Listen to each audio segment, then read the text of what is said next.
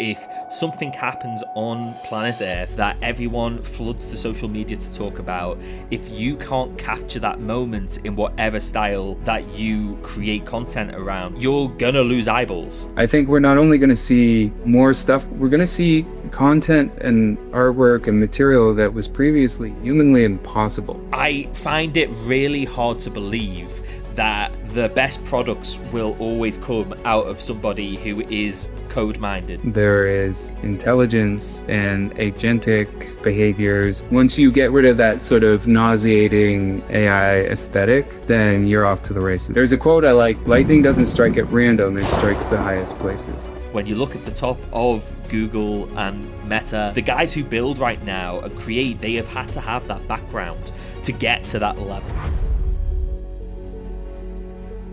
GM, everybody, and welcome back to another banger show.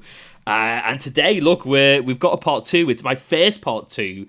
I couldn't be happier about the guest because it was also my very first guest of doing these podcasts in the quality format that I now do, with the clipping, with the trailers, all of that stuff, you know, really going ham on the quality side here. And we got BT with us from Doodles. Scott, how's it going? I'm good, man. How are you? It's nice to be back. Dude, I'm so excited for this. I've been following you guys, obviously, for a long time, but you've really taken the timeline by storm recently, and you've done it in a way that is really unique. Like, you know, it's the fact that you've broken through the algorithm, you've actually made a trend as opposed to like captured something that people have already done before. And I'm really excited to get into DoodlesAI. Look, before we do that though, I think obviously, I'll have like some sort of square pop up to say, you know, our first podcast is here, go watch it. So people, if they want the full context, they can just go and watch back to part one of this show. But I would still think it would make sense to do a little recap on what Doodles is, but maybe what Doodles is today as opposed to what Doodles has been. So not full recap, just who you are today, how you would pitch Doodles to an audience member who's never heard the name before. Yeah, for sure. I gave a great response to this last time, and we'll just cut to that. But, I'll just be brief this time. But Doodles is an art and tech company. It started with an emphasis on art over tech, but that lately has leveled out. We are leaning into tech heavily, but we are character IP that likes to move into leading edge tech and be where we're not wanted. So we're trying to do it again, and I think we're doing a good job. I can't not double down on be where we're not wanted. Like, that was so clearly there was something behind that. Tell me what that means to you. Be where we're not wanted. Well, shit. I don't want to get too into the artist side of this, but there's a real movement led by artists against AI.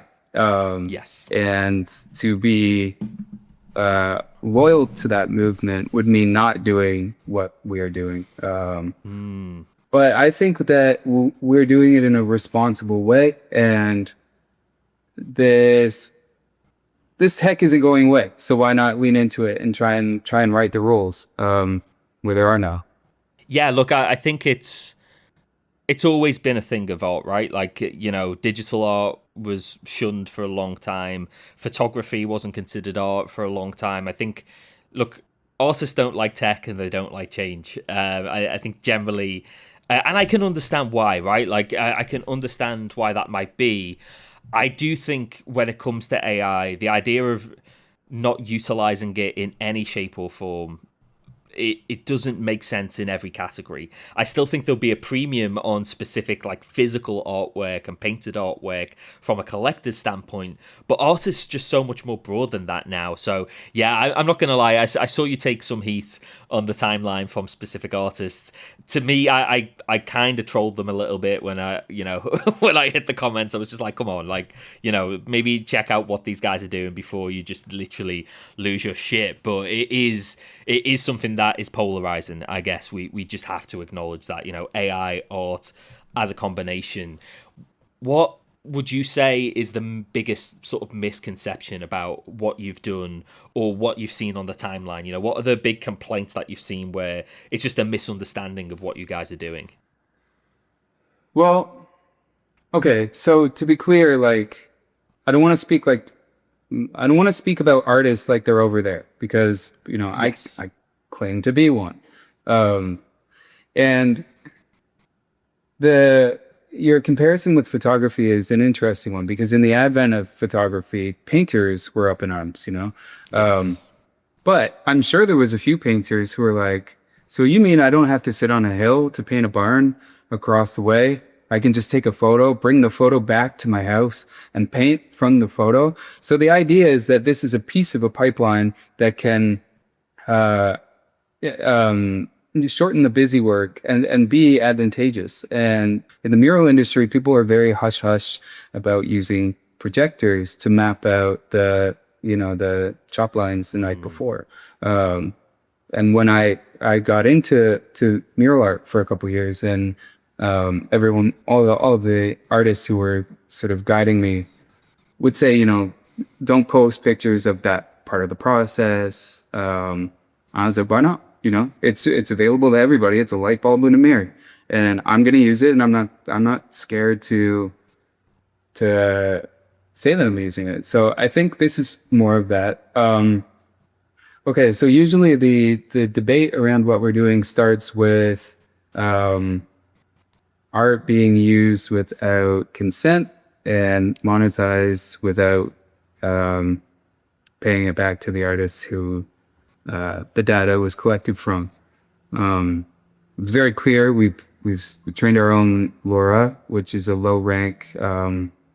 What is it? A low rank adaptation. It basically nudges large models in the direction that you want them to go using weights that are frozen. Um, the so okay, you come back to that argument with that point, and then they say, well, that's fine, but the energy you're using in the water it wastes is massive, and you're robbing people from fresh drinking water, things like this. Our current system is running on a single GPU in very high volume. We'll bump to 4 or 5 GPUs, but usually sits at one worn GPU. And one GPU is the same, for an everyday comparison, is the same amount of energy as an in-window air conditioner. So, this isn't going to change the climate or anything. And yeah, so I mean, the misconception is that we're stealing art and draining lakes, and we're doing nothing of the sort. So we're actually protecting artists, and all of the artists, all of the artwork that this was trained on was, work for hire and fair pay, and under my style. And I'm the one who has agreed to. I'm the one who has agreed to train this model on my style that I've been working in since I began. So I don't know. It clearly weighs heavy on you. Like I'll say that from that take. Like, and I think it's kind of unusual to hear the some of those complaints, especially like the water complaint and this.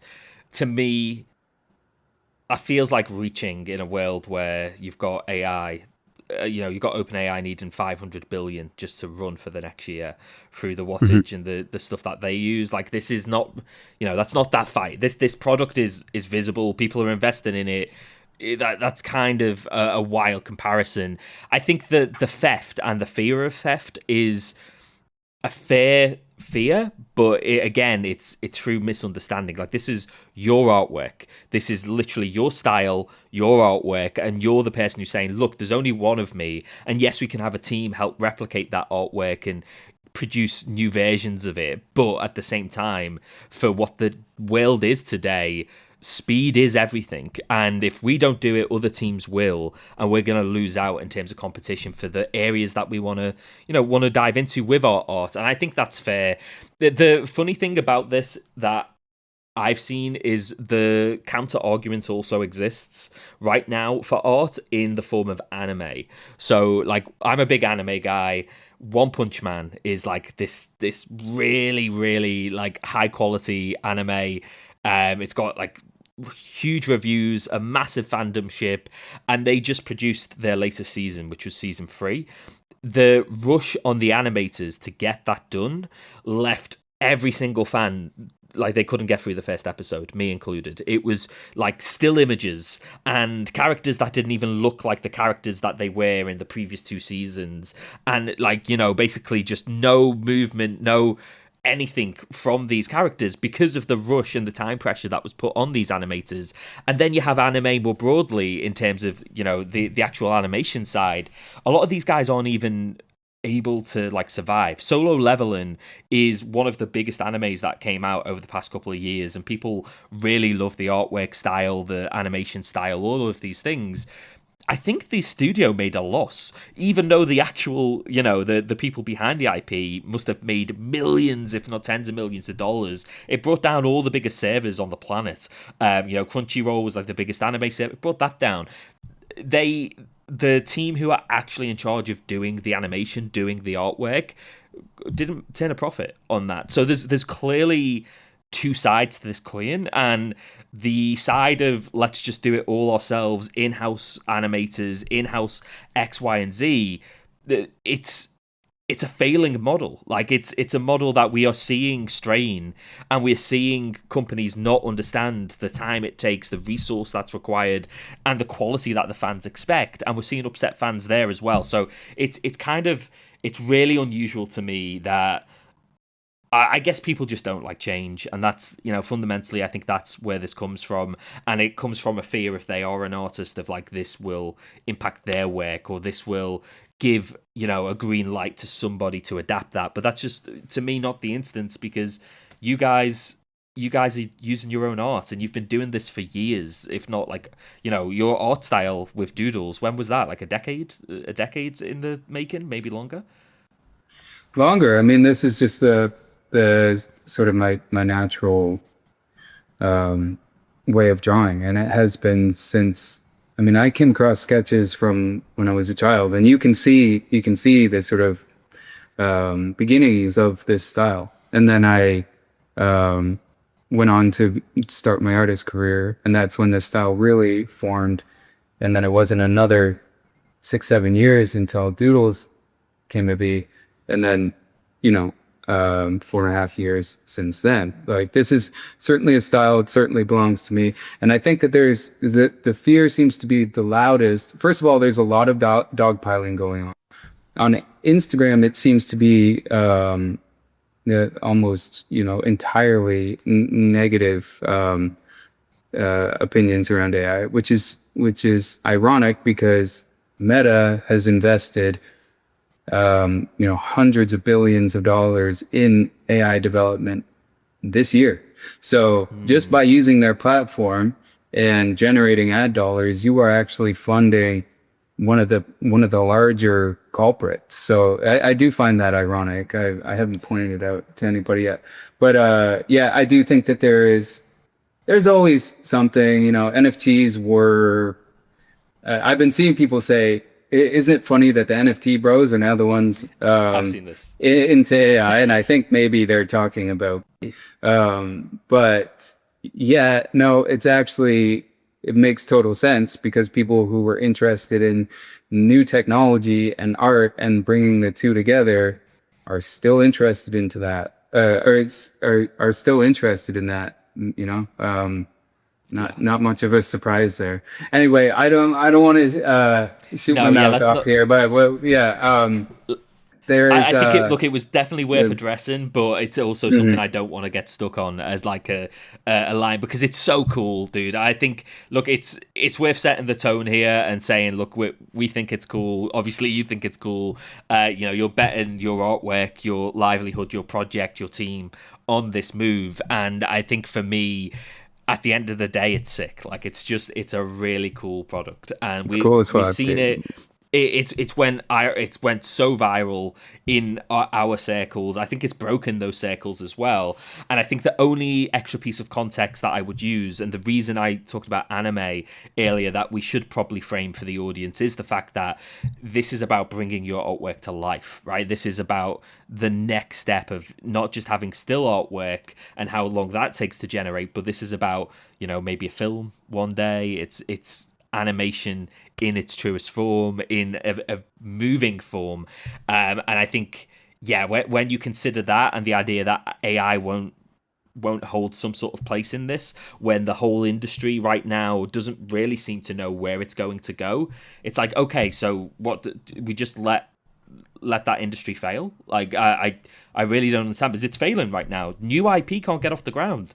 New IP Mhm. cannot work right now. That's why we're watching a Lilo and Stitch IRL, live remake, or a Guardians. Sorry, what is it? The dragon one, the How to Train a Dragon. We've seen two of these like remakes, for like real world remakes, come out off animation before we're seeing new animation really take off. I can't really remember the last like even with the guys who've always done it well, Pixar, I can't really remember the last like huge takeover. Moana, kind of. I've heard that's now going to be a real life remake. They're just regurgitating IP. So if you want new IP and animation for the cost that it currently incurs, Disney aren't paying for it. Netflix aren't paying for it. None of these studios are. You already have to have a baked-in audience, or you have to have a really good sell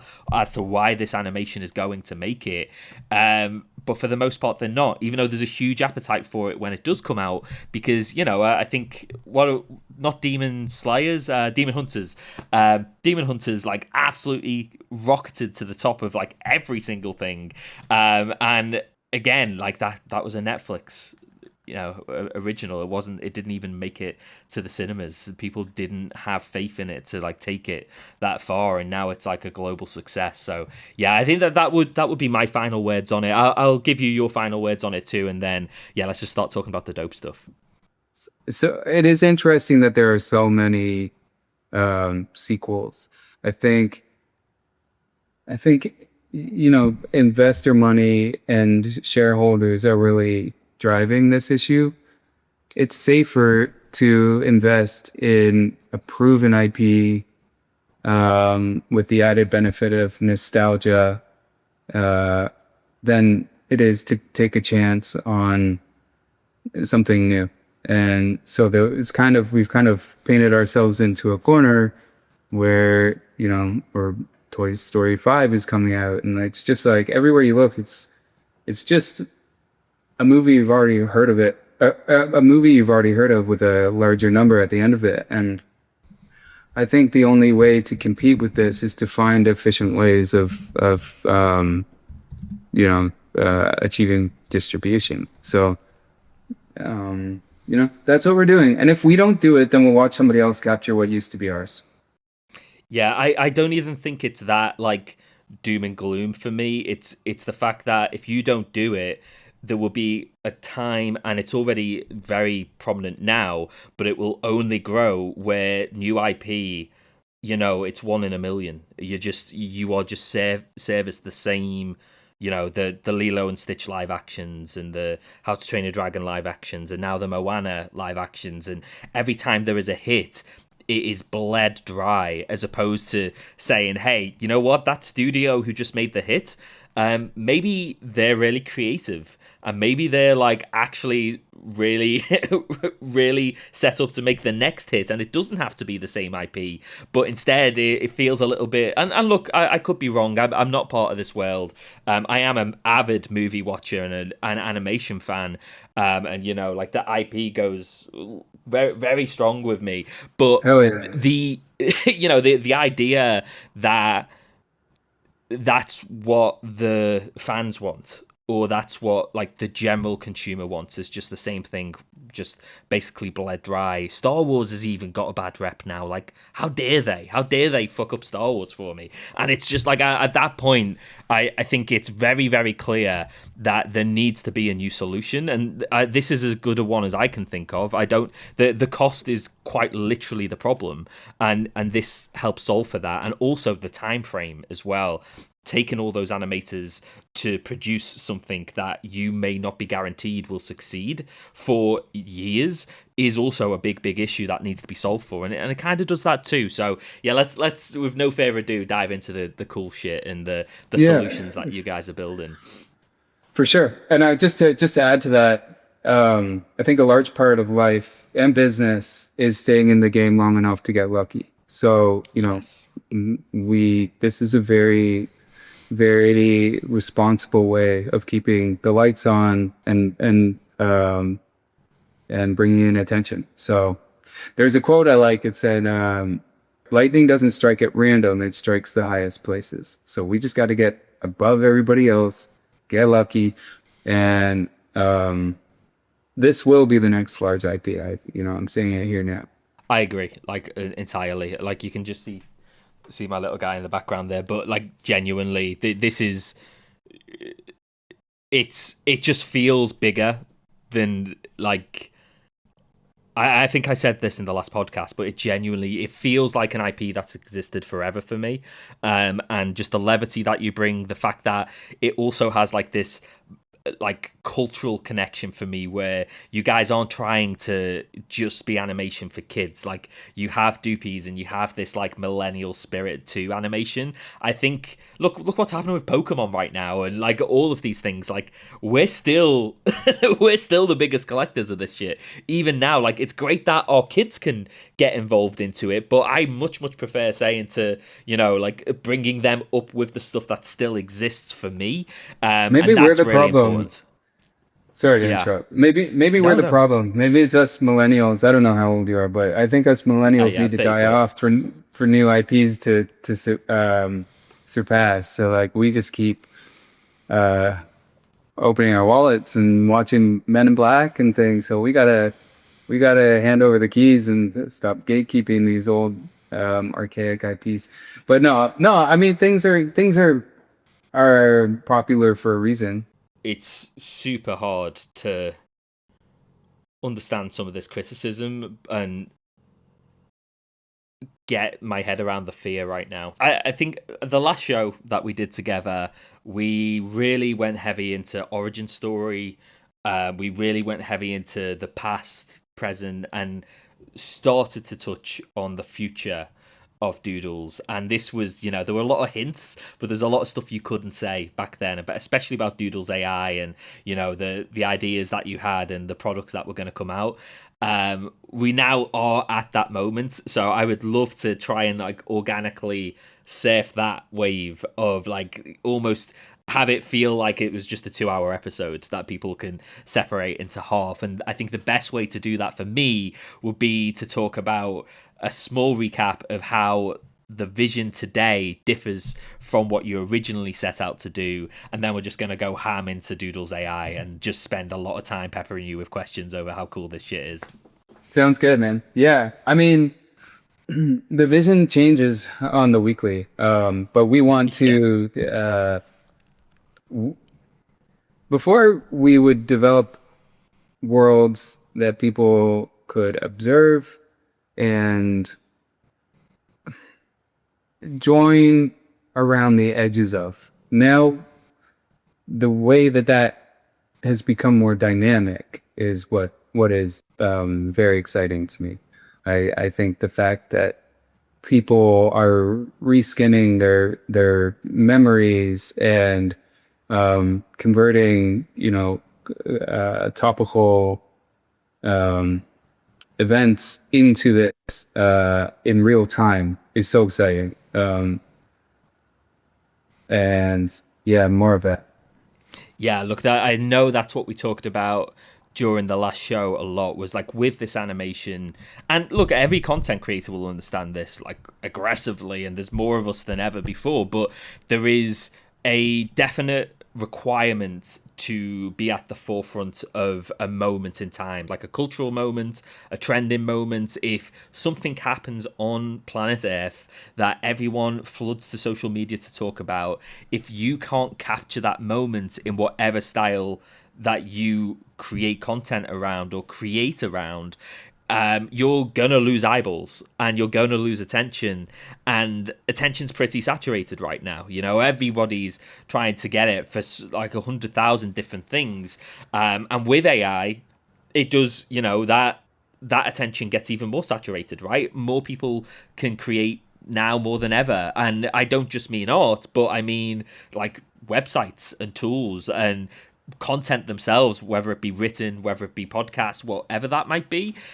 So yeah, the idea that, you know, especially for you guys, having an ability to like see a moment and convert that into something that you can put your own spin on with your artwork, with your art style, and do that, you know, not immediately, I'm sure, but, you know, definitely a lot faster than you used to be able to.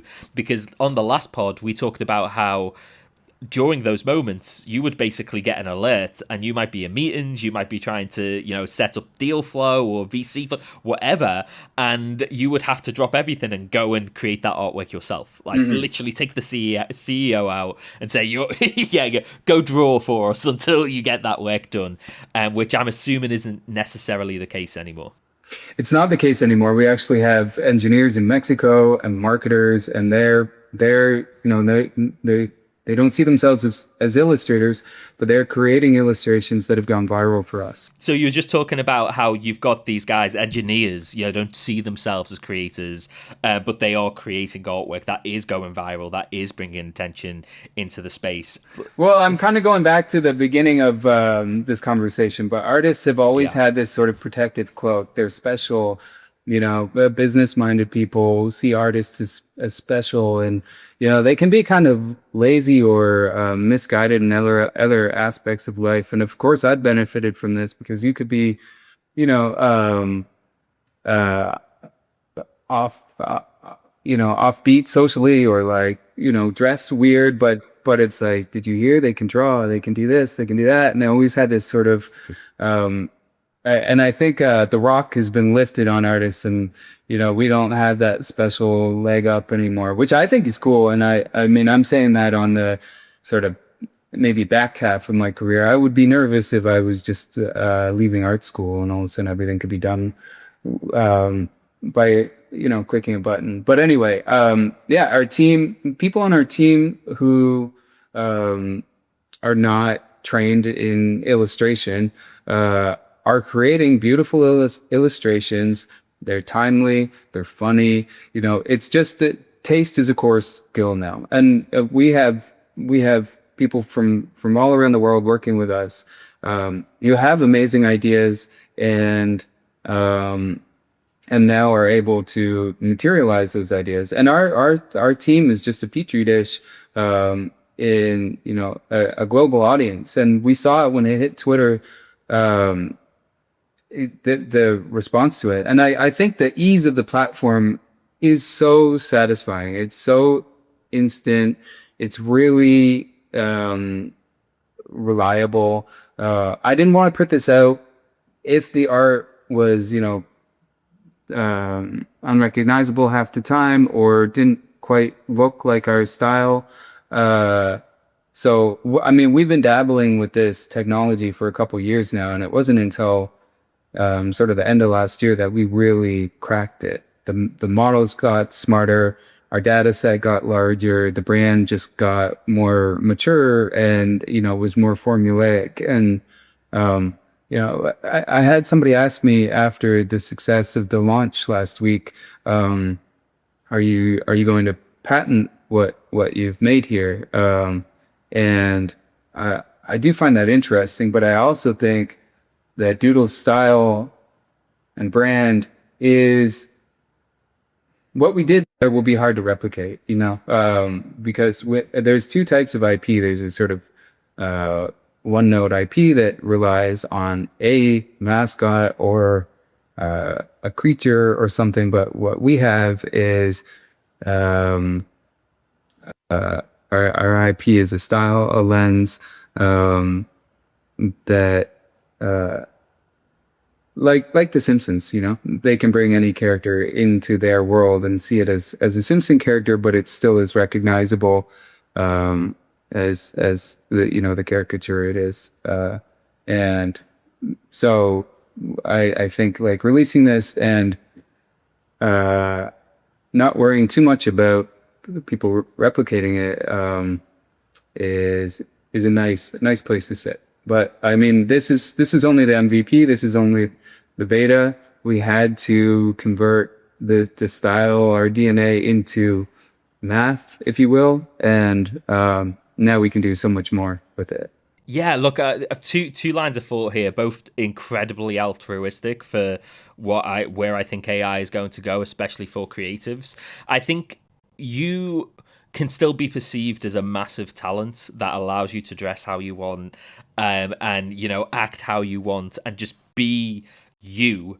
I just think that the term artist is now more aligned with creative as a broader canvas. Like, I think if you are somebody who is just, like your imagination and your creativity is in the top 0.1%, like that just means a different thing than having the talent to draw or to paint or to design. Like, I think that's what is shifting, but I still I would push back slightly on this idea that you can't just still be who you are and be a little quirky because of the like massive talent that you are or that an artist is. I just think there's more people who fit in that room now, the same way, I find it really hard to believe that the best products will always come out of somebody who is code minded, developer minded. But yet, when you look at the top of Google and Meta that we referenced earlier, even Elon, the guys who build right now and create, they have had to have that background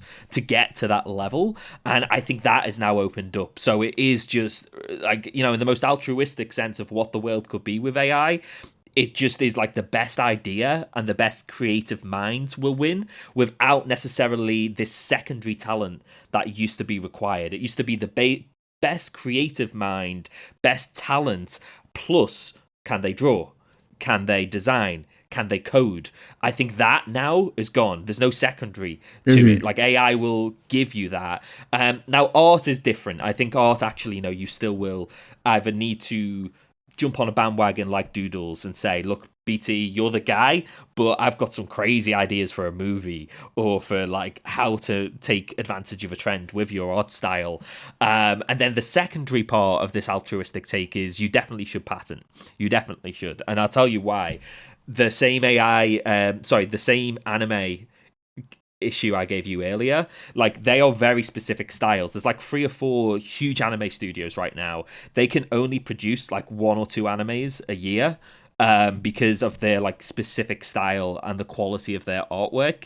If you could get what happens to Doodles to happen to those anime, it's just like Doodles has this like IP that is so very clearly Doodles, and Simpsons has it. There's a huge appetite for like, if we could do that for One Punch Man, people would lose their shit. If you could just say, hey, first 2 seasons, you've got all the animation you need, all the artwork, plus a tons of manga art in the backlog as well. So you've got all of this IP to curate and choose from to build this next engine. But now where the animation guys have basically just been tied up with having 6 months to produce a full series where they had years in the previous one to get it to the quality it needed to be. If you can get there, like, and I don't know how you guys have built this and if it's even possible to replicate in that way, for an anime, for, the frame rates and the speeds and everything that they do. But if you could, then that's definitely something I would patent, because you literally, it just gives those studios so much more room to just create more dope shit. And I think that's all it is. Like, there's so much story to be told. And it's just like, okay, but there's a bottleneck right now, and it's cost and it's quality. Like, they are the 2 bottlenecks that you guys can open up. So that would be my altruistic take to both of those sort of those cautious remarks you've just just laid on us there. Yeah, no, I think that's totally fair. Ideas are everything now, and I want to switch my title from artist to inventor. But I think Yeah, okay, great. We can all paint perfectly realistic, convincing bowls of fruit, boring. You need um the Van Goghs, you need yeah, you need to be evocative and take people on journeys, and that also doesn't concern me because I think that's always been what we've been good at. And I think you're absolutely right. Like you needed a skill set before you could bring your ideas. You know, it was a sort of a wagon that you could tow your ideas on. And now you don't need that. Now you can just use tools, to bring your ideas to light. And we are, I'm having so much fun with this because now we're not limited to like a single trajectory. We can do all kinds of things, games, hardware, all of this, and we have some really cool ideas. I'm very interested in hardware. I want to make there's a few things I want to make. There's something called what we're calling a magic mirror, where it's like a screen on the wall with like a border on it that makes it look like a mirror, and there's a little pinhole camera in the top. So it shows you your reflection, but it's a real-time render in the Doodle style. That's Uh, sick. a photo That's booth, so cool. a photo booth with pipes and, in the typical Doodles fashion, but um, the photos it dispenses are like clear cardstock Doodles photos. Something we're calling the magic pencil, where you can draw uh, a drawing of any level of quality, and it understands what it is and turns it into this beautiful, Yeah. studio quality illustration that can be printed out as a coloring book or whatever. And then the 3D printing, which I've spoken about a bit publicly, but we're working with a company called Vomp, who has mastered 3D multicolor resin print, and your generations will be converted into an OBJ file and printed and mailed to you, and they'll be a one-off. And we think we're sort of inventing an entirely new industry there. And I've spoken about this a little bit publicly and already have people reaching out on how to achieve this. So we're a step ahead, but the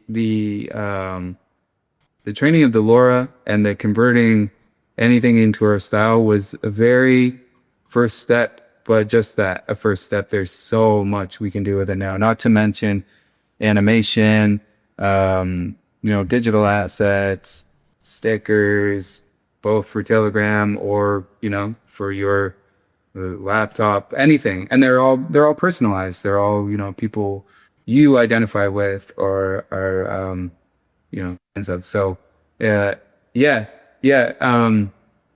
And I think there's debate around whether this sort of dilutes NFTs, or like our OG collection.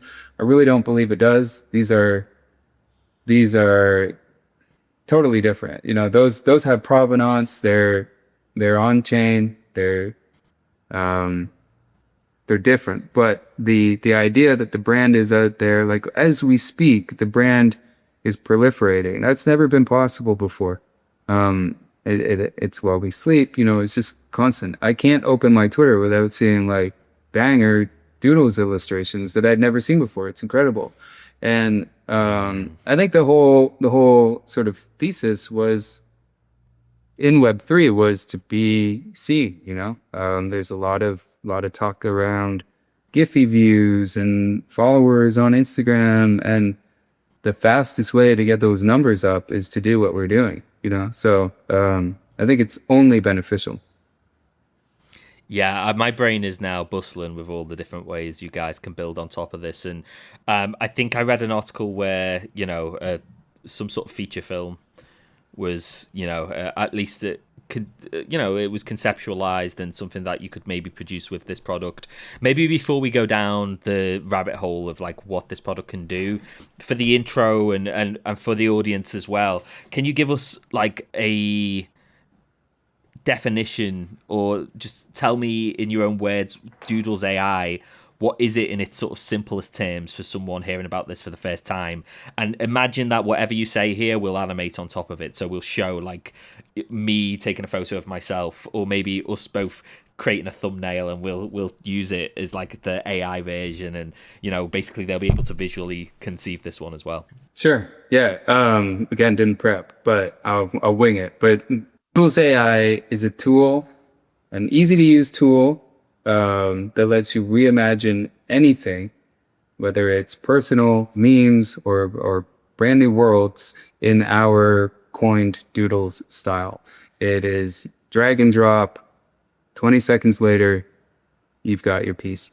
And it invites co-authorship and allows people who have always seen themselves as not necessarily creative, the ability to feel the fulfillment that you get when you create something. I think that it's a really special thing we're doing to share that with everyone. And this is the first step and the first iteration of an entirely new infrastructure. Yeah, I'm so excited to get into like your future mindset of this, and you've already touched on a couple of sort of mid-term ideas, I guess. Like they're almost, getting to MVP stage, like the pencil, the mirror, those sort of things. I think since I saw Dullsville, have really wanted to see this thing in some form, longer form, like an animation, a movie, a TV show, whatever that might be. I read an article that referenced the feature film. Is that officially announced now? Or, is it going to be powered by DoodlesAI, what you've just referenced? And if so, do you feel like it might be the first of its kind? Yeah. Our North Star is a feature film. It'll be incremental. We've already started with socials. They have gone viral, and nobody knows that they're AI. We'll continue down that path. We'll do 8-minute YouTube episodes. What's interesting, you mentioned like Dullsville. We have Dullsville in the Doodleverse. One is very gray and intentionally, exaggerated boredom, and the other side is psychedelic, rainbow. What we're working on actually is training Aurora on both sides. So when you create things, there'll be a slider, and you can slide towards either reality or do a mixture, which is very cool. So yeah, I mean, what Google was building with Genie 3, real time, sort of infinite worlds is something that I'm very excited about. Gaming, real-time renders, which would be the tech we would utilize for that magic mirror I was speaking of. Long form is coming, and we want to be the face of that. How does that look like to you? Does it become little bit earlier on in the show? We talked about the creative mind wins. Is that essentially where you're at? So you've got the artwork, you're happy with the renditions, and you're happy with like the end product that comes out of this tool, which used to be the most complex thing, right? Like animation and like turning these characters into moving objects, talking objects, all of these things. How important is it now to have like the right creatives on board, to have the right story that's going to be told, and really like describe this world in a way that, okay, animation, we've got it. I think we're comfortable here. We can make this work in a way that I am happy with as its creator.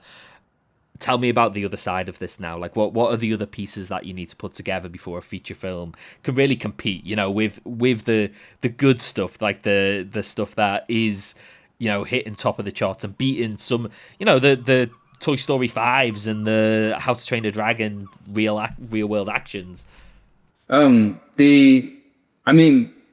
Nothing's changed. Storytelling and story arcs are as important as ever. I think, usually when you talk about a popular sort of box office hit, you don't talk about whether they used Final Cut Pro or After Effects. this is only part of the discussion because it's new. The film should be loved and enjoyed because of the substance. Um, we're just using different tools to create it, and these tools are not only fast, but they allow for co-authorship, and we can, invite fans and brilliant minds from all walks of life, not just creatives, to help bring this thing to light. There isn't, yeah, but this doesn't allow you to skirt around good storytelling. In fact, it should give you more time to put an emphasis on that. And it's extremely important. And just in the same way, I didn't want to release this tool until the art was good. I don't want to release the films until the story is good. So yeah, writers still have work, in my opinion. And, it should be a cinematic marvel, like anything else, regardless of the tech we use to get there. What does the story look like to you? You know, is it still, we saw Doopies and we've seen these other art iterations where it's a little bit more adult in terms of the animations you guys are going for. It's for me, it's for you. It's like it's for the team around you, like who are creating this. Is that going to be the direction you're hoping the feature film will come in, or do you even need to consider that as a package now? Because you could basically do like a PG version and an adult version. The animation's now taken care of, so would it just be a case of saying, look, tweak these jokes, tweak the gore, tweak the things that make it adult, and like have two parallel films going together? That's very interesting. I think it's still important to speak with a singular voice, and I would certainly age it up. And the world's a different place. There is a lot of violence and darkness, and I would love, Ev famously says, my co-founder, that Doodles is a break from your regular programming, and I would really like to push on that aged up humor and sort of nods to things that are going on in the world, whether it's dictatorship or marginalism or anything, but done in a tasteful, digestible way. I think yeah, I think finding that balance, really just sharpening what we've been good at further. I can see it in my mind, but less vanilla, less sort of PG, more inventive, more striking, and just something the world has not yet seen. That's really cool. I think there'll be a lot of the people who are the OG lovers of Doodles, who followed that journey. They'll be super relieved by that take. Like, that's definitely what I want to see come to fruition, because, yeah, the fans are, like, people like me, people like you, and, of course, the artwork goes way, way further than that. It's global in every sense, but the idea that you could place that artwork, at least with the original stories, with the people who sort of saw this journey grow for that audience, I think is dope. It sort of give me like South Park vibes, but with like a less aggressive, like F you to the system vibe. Like that's what I'm picturing. But who knows? We'll have to see. Do you feel that the audience is ready for this? You mentioned that the stuff that's going viral right now, no one's talking about the fact that it's AI, but it's also, not referenced like aggressively, like this is an AI built thing. Do you feel if the story is right and compelling and entertaining, the fact that the animation is being built with AI support is gonna matter at all on like a release? If you picture it like actually hitting the cinema, will people accept it hitting the cinema? Will people accept going to watch it understanding it's been built with AI? What are your thoughts on that at the moment? I think that this heated debate around this tech will cool. I know that one of the fastest growing TikTok channels today is this Fruit AI family. I don't know if you've seen it, but I mean, it's just shamelessly AI, obviously, and people don't care because it's funny, it's bizarre, Yeah, and I think we reside in echo chambers where people talk about art and tech more than, the general public. I think people Mm. um don't care how this stuff was made. If it moves them and if it allows them a moment of escapism, and that's all that matters. And there was a second part to your question. I thought. Um, Was there? No, I think it was fundamentally around, will they be accepting of it if the story is powerful and the animation is supported with AI, and I think that's been answered. My favorite is the Tokyo Drift AI stuff at the moment. I don't know if you've caught I that, but haven't. it's No, like but I'll look it up. oh, dude, yeah, like it's hyper viral. It's just like this one scene from Tokyo Drift, where the guy is like coming out of school, and there's this like dude in this like nice car waiting for him, and they just like change the car for like all of this random stuff. So it'll be like the Titanic ship, or like this like scooter, I or think this I one have with seen Vin that. Diesel. Yeah, Yeah, it's so funny. but again, And like, it's the idea, right? yes, it's the creativity and it's the That's all idea. it is. Yeah, yeah. Yeah. So Well, if it does work, then, and I agree, like I completely agree, like it's the end product, right? Like that's all that matters. And Mhm. if it speaks to people, it speaks to people.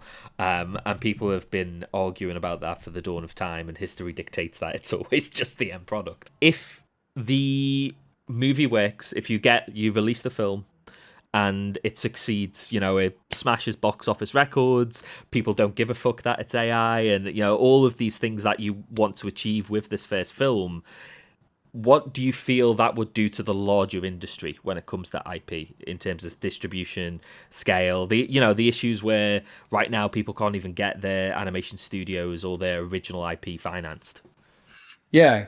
So when it works, When it works, go for it. well, I mean, we have always aimed to be an industry disruptor. And I think even what we did on Twitter last week, although it was simple, I think a lot of people noticed. That video had 2.5 million views.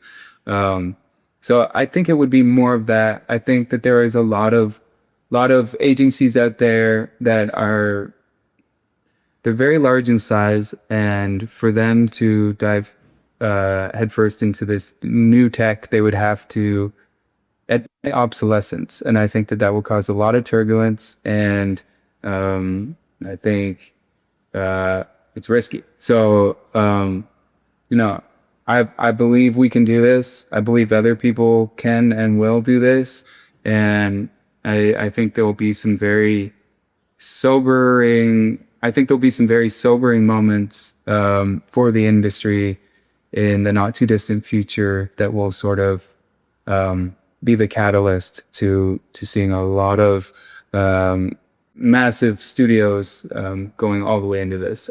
I do think once you get rid of that sort of nauseating AI aesthetic, then you're off to the races. And I think we've accomplished that.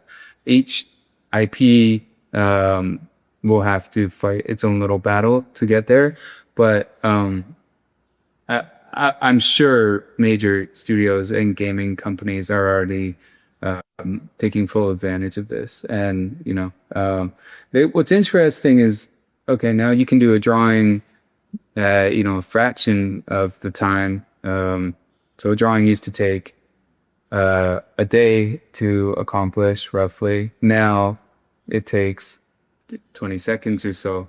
That doesn't mean I'm going to kick my feet up and just, waste time for the rest of the day. I want to see what I can do with this new speed. What kind of masterpiece can I create?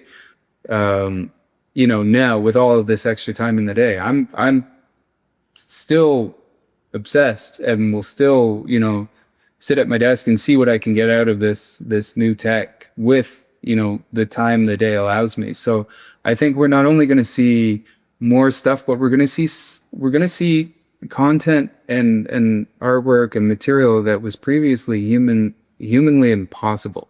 And that's what I'm very excited about. Not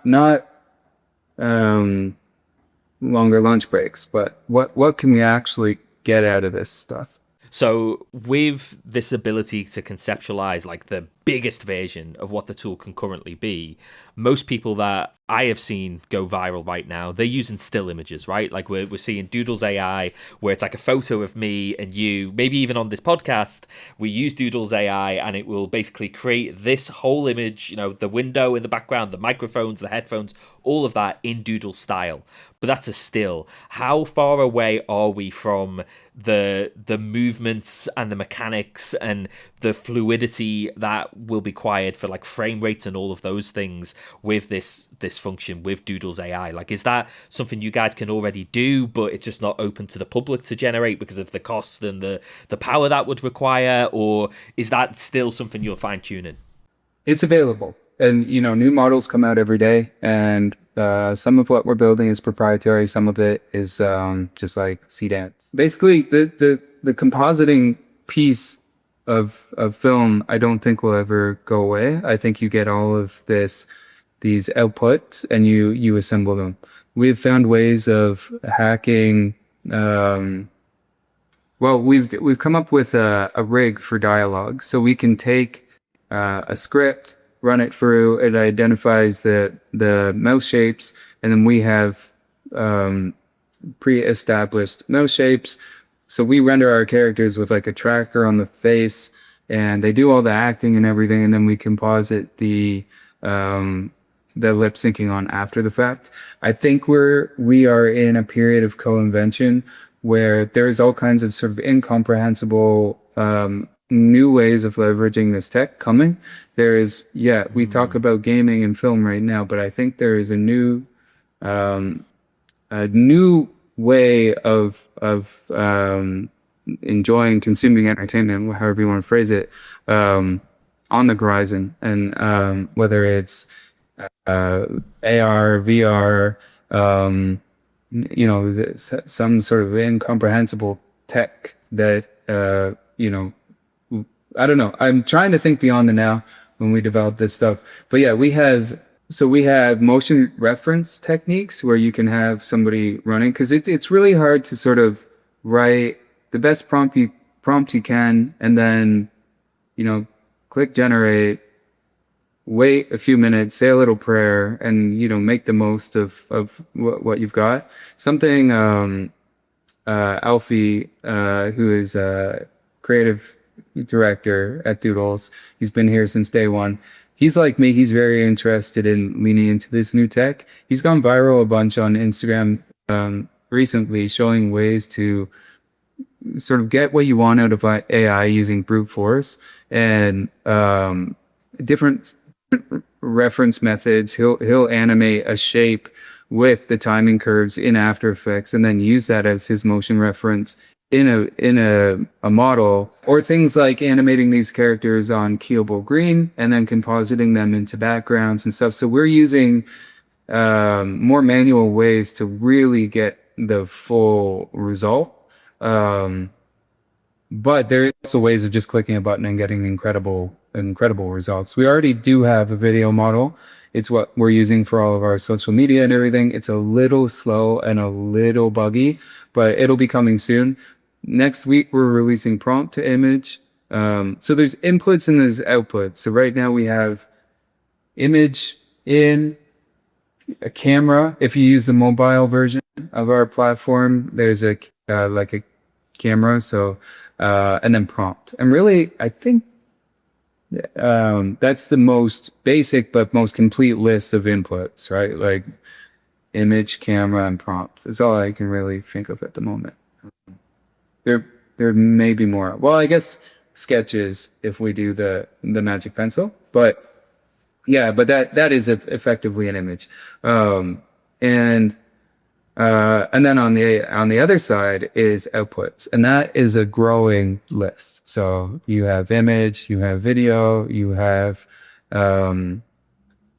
worlds, you have 3D, sculptures. There's just a list of outputs, and that's growing and branching. So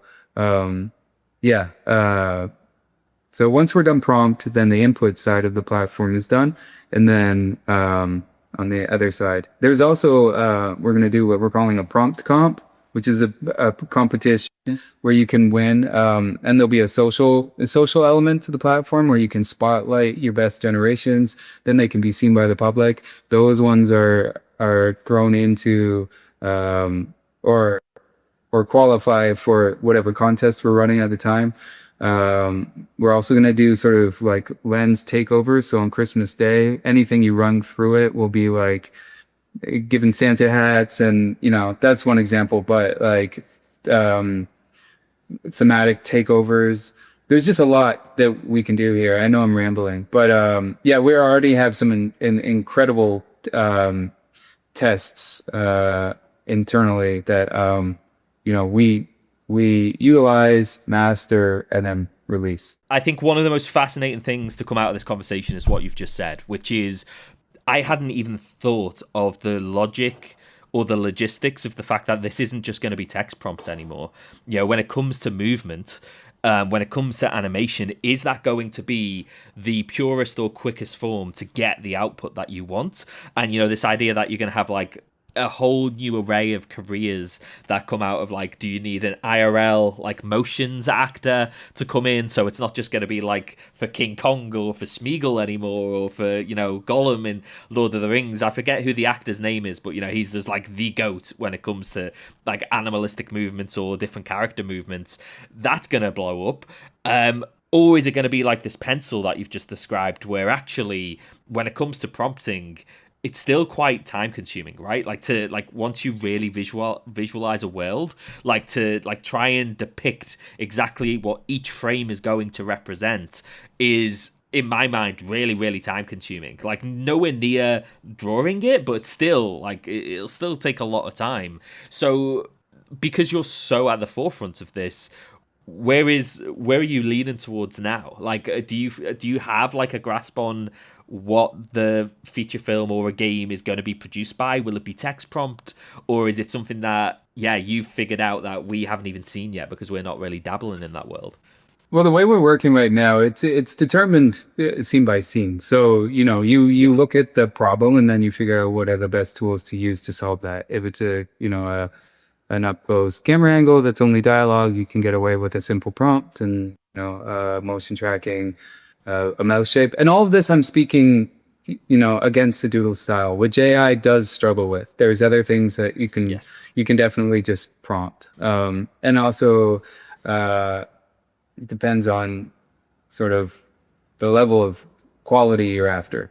But there is a myriad of tools that you can use. Motion tracking, it really does depend on the content you're making. If you're trying to make like Trump's signature dance that he does when he comes on stage, you grab that footage, you make a render of him with our image model, and you marry the two. I'll send you an example of the motion Like the reference. Yeah, it's incredible. But I don't think there'll be a singular workflow that will override everything else. It will be scene per scene.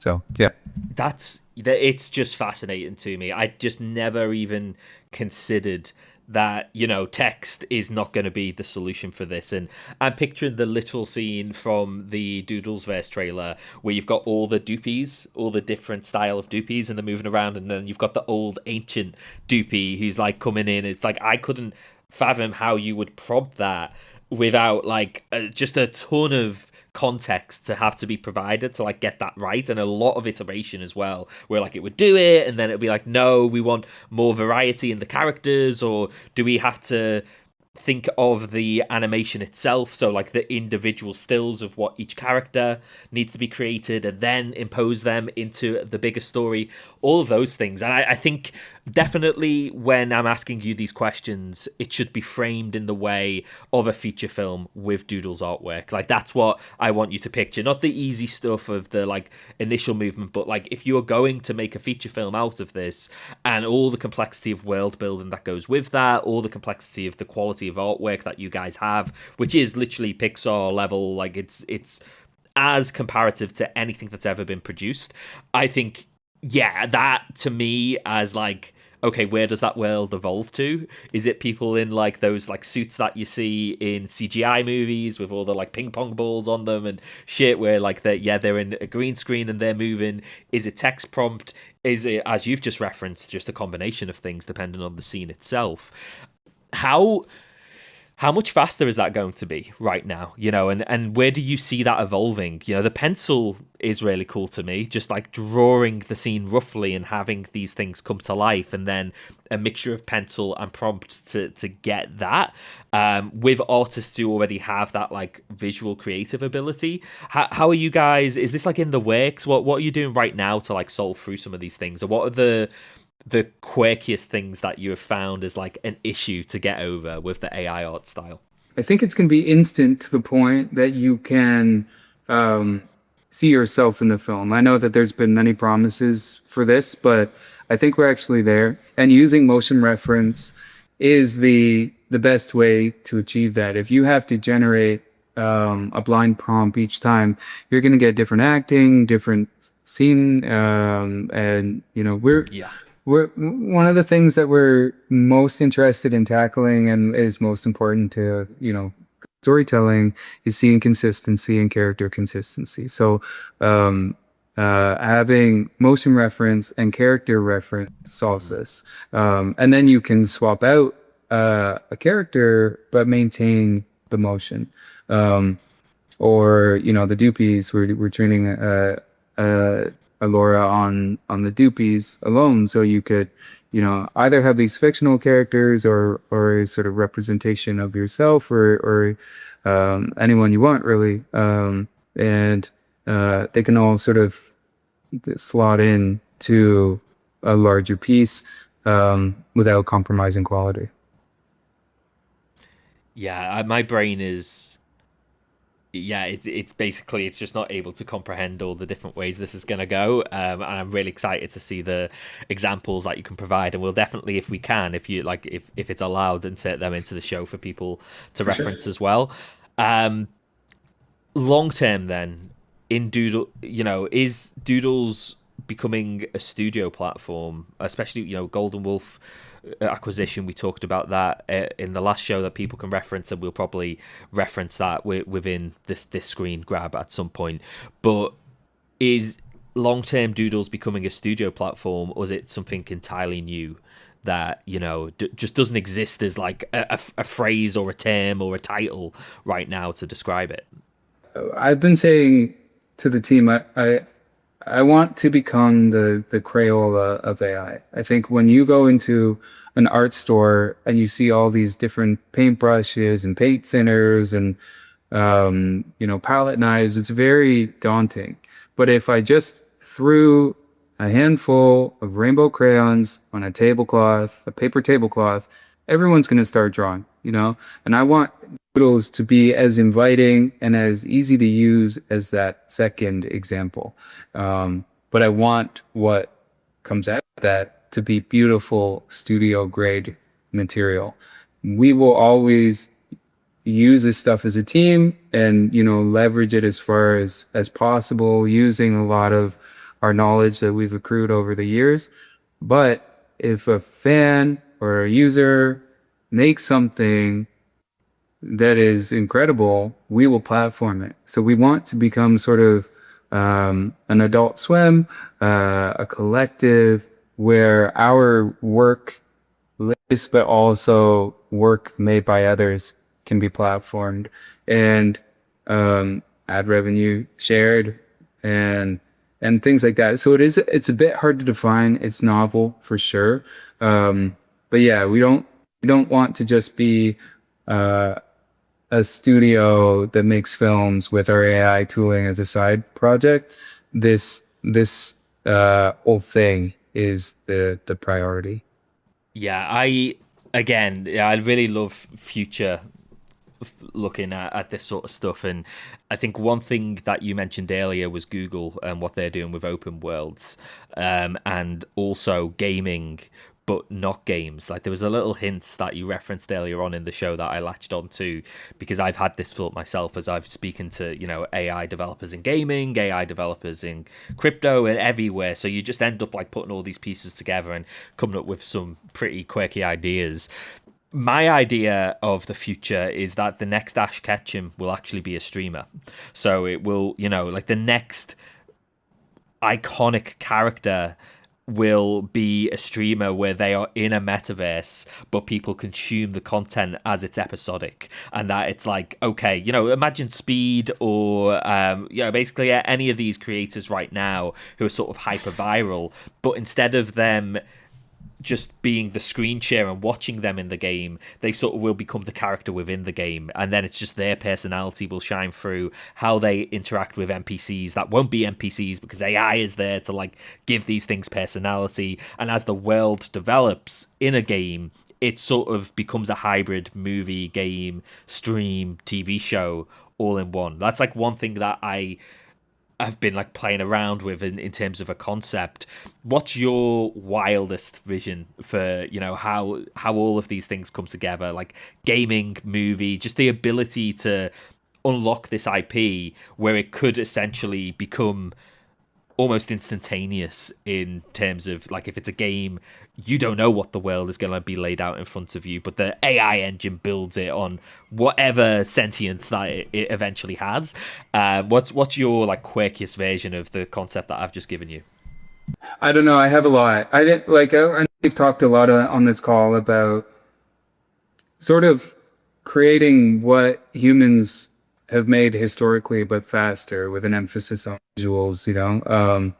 But we haven't talked about the fact that there is intelligence and agentic behaviors, and I believe like the Doodles brand could be fully autonomous. I could become a complete spectator where it goes online, sees what's trending, creates. I mean, this is possible today with Claude, but it spots trends, grabs the most popular thumbnail of that trend, runs it through our image model, and posts it to Twitter, and just does this automatically. And I think that is one small use case. You could have influencers or agents that speak on behalf of the brand. I also think the real-time world building and gaming is something that's very exciting. And if we could allow our fans to create worlds and video games that all live within the Doodleverse, and you can pay each other to play each other's, and have them on chain. There's a bunch of half-baked ideas there, but there is, it really is a bright and open blue sky, and I'm very excited. But I do think a strong IP and a fan base is our safeguard and our accelerant. Yeah, I love this like direction of anything is possible, and with the IP proliferation and just instantaneous generation of world building with like that color of doodles, or I think there's to better define what I just explained earlier with Speed. You've got VTubers already, right? Like Bent Peanut is going huge right now across short forms, across basically everywhere, and he is literally just a peanut on a screen, and it's like he's still playing a game. I don't know if you've seen this guy, but he is like iconic. Go check him out. But he's just a VTuber, right? And he plays a video game, but it's like his VTube character is just the same as a streamer would be, just in the corner, and it's just happens to be a peanut. Now, I can see a world very quickly where you don't need the VTuber element. You don't need like that character outside of the game. They will be in the game. And then there's a really cool anime called Shangri-La Frontier, which is basically that concept, where it's like a 3D Ready Player One world. It's an action game. It's like the biggest, most popular action game. And everybody is sort of watching this game unfold or getting involved in this game, but the TV show itself, the anime series itself, follows this one character who is a gamer who just puts the helmet on and then he becomes the character within a game, but he's the character. He's the Ash Ketchum, he's the Luffy, he's the Homer Simpson, you know, it's like, it's that molding of worlds, and that's, I could so see that with Doodles IP, you know, where it's just like, you end up with this world, maybe with Google, maybe with your own tools, where it's just open plan, but you've got characters within it, that you've got storytellers who've written them, and then AI and agentic work comes in to sort of have these characters take on their own presence and own personalities, and then it's just about each individual going through that world, and there will be somebody who just stands out as like captivating streamer that is watched as if it's a TV series. Like, I think that's coming within the next couple of years, and there's already like hints at this already. But for you, because like I could monologue about this all day. If someone looks back in 3 years' time, that might even be too long, maybe 2 years. But let's say 3, and then if you want to change the time horizon because of what you know is coming, then please feel free to do so. But if someone looks back in 3 years, what do you hope they say Doodles got right about this moment? You know, what are they? Are you guys at the forefront of all of this? Yeah, I do believe we're at the forefront, and I hope that um, I hope they see that Doodles was a first mover, believed in its ability to take advantage of this new tech, and benefited by doing so. I think the world as we knew it is over, and we are living through one of the greatest, technological advancements in human history. And yeah, I'd love to be seen as having good foresight and taking advantage of bleeding edge technology, and being, a mile ahead of other brands like us because of being early movers.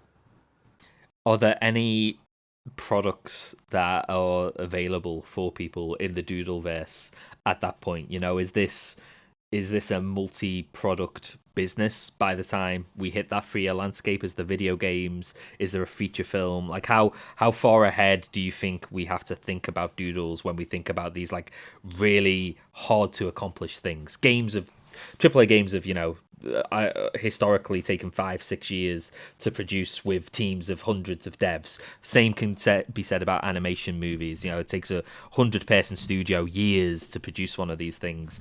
Is 3 years a short enough time frame to believe that will exist for Doodles with AI? I think if we continue on the trajectory we're on, we'll have a YouTube channel with a massive volume of thousands of videos, a Roblox-style video game, hardware, known all around the world, more than we already are. And it will be created by the participants. So it will be dynamic and cultured and expansive. Awesome. Well, are there any soon to be updates? Are there any milestones? Is there anything like you're excited to share on the show before we close out, assuming this comes out in a week or two? So if there's anything around that time frame that you want to announce, then feel free to do so. I know we had a pretty decent announcement last time with the cereal boxes and the yeah. What do we got coming? So no, I can't. We have caught the interest of major AI companies. We have something they want, which is taste and brand, and and they have something we want, which is innovation. So but I don't think I can name them by name, and I'm speaking with them later today. So let's sit on this. But okay, let's just say this. Prompt prompt to image is coming out. There'll be a contest with a cash prize. There will be a social element to Doodles AI where you can spotlight and feature and upvote each other's generations. A video and 3D printing is also coming to the platform. That is not in any particular order, but all of it is very exciting and all of it is almost ready to release. Awesome. And final question for me is a dead easy one. I peppered you with some really difficult ones during the show. Where do people go to find you? You know, if they like what they see, there'll be animations all over this podcast and shorts and clips. Where do they go to find out more or to get involved in Doodles AI? You can go to makedoodles.ai to sign up and use the platform. You can follow me on Twitter at Burnt Toast and follow Doodles on Twitter at Doodles. I'm Burnt Toast, I think, on all platforms, but yeah, man. Awesome. Well, BT or Scott, thank you for your time today. This has been dope, and I'm so excited to see how you guys continue to cook, and so happy to be like a really small part of that journey. And yeah, look, next time IRL in Toronto, that's the final bit of alpha I will give. I will make that happen if I have to just fly to you for a day specifically to get that done. But yeah, it's a awesome time. Thank you so much for having me.